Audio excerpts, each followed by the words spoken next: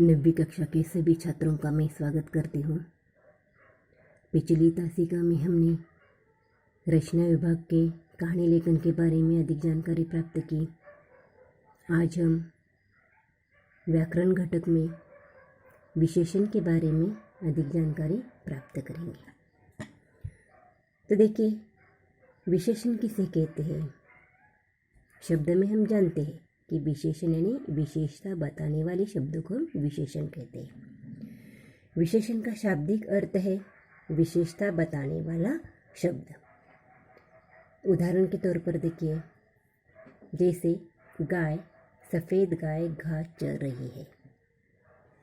उपयुक्त उदाहरण में सफ़ेद गाय की विशेषता बता रहा है, यानी सफ़ेद ये विशेषण, गाय ये विशेष्य है।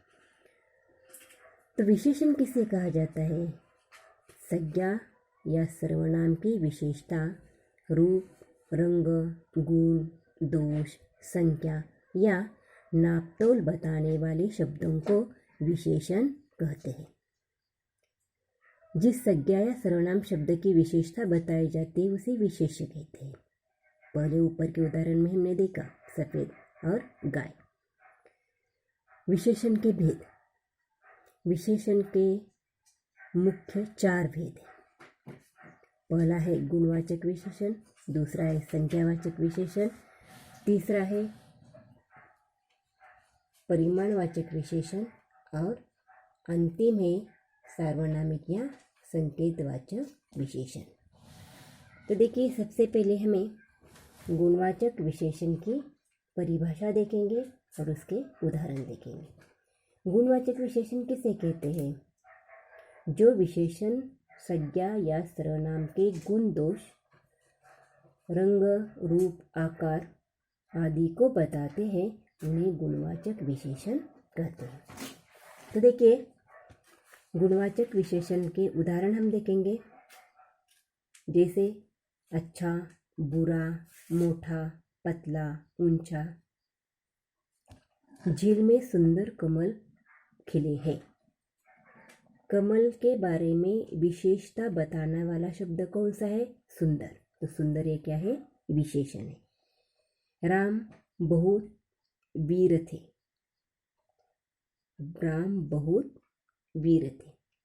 तो यहाँ राम के बारे में विशेषता बताने वाला शब्द है वीर। तो वीर ये क्या है, विशेषण है। यहाँ कुछ शब्द दिए गए हैं कि जैसे आलसी, कठोर, बेईमान, अच्छा। इन शब्दों का गुणवाचक विशेषण में समावेश होता है। दूसरा है संख्यावाचक विशेषण।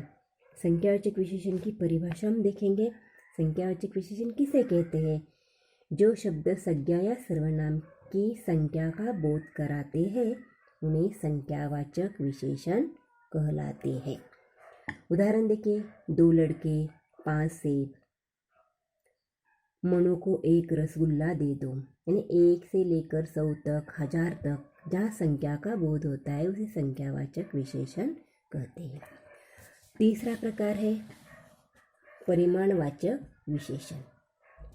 तो परिमाणवाचक विशेषण किसे कहते हैं कि जिन शब्द संज्ञा या सर्वनाम की मात्रा यानी नाप तोल का वहाँ यहाँ पता चलता है उन्हें परिमाणवाचक विशेषण कहते हैं। उदाहरण देखेंगे, 2 लीटर तेल, 4 किलो गेहूँ। यानी आपके दूध में कितना शहद डालो, डिब्बे में 4 किलो गेहूँ है। यानी यहाँ परिमाण बताया गया है, यानी उस वस्तु को नापा या तौला जा रहा है। ऐसे शब्दों को परिमाणवाचक विशेषण कहते हैं। और अंतिम प्रकार है सार्वनामिक या संकेतवाचक विशेषण। तो इसकी परिभाषा देखेंगे, जो सर्वनाम शब्द विशेषण का कार्य करते हैं वे सार्वनामिक विशेषण या संकेतवाचक विशेषण कहलाते हैं। उदाहरण देखेंगे, चाय में, यानी कि राम अत्यंत परिश्रमी छात्र है। यही मेरा घर है, मेरा को लाओ। यानी कि संज्ञा के स्थान पर आने वाले शब्दों को हम सर्वनाम कहते हैं।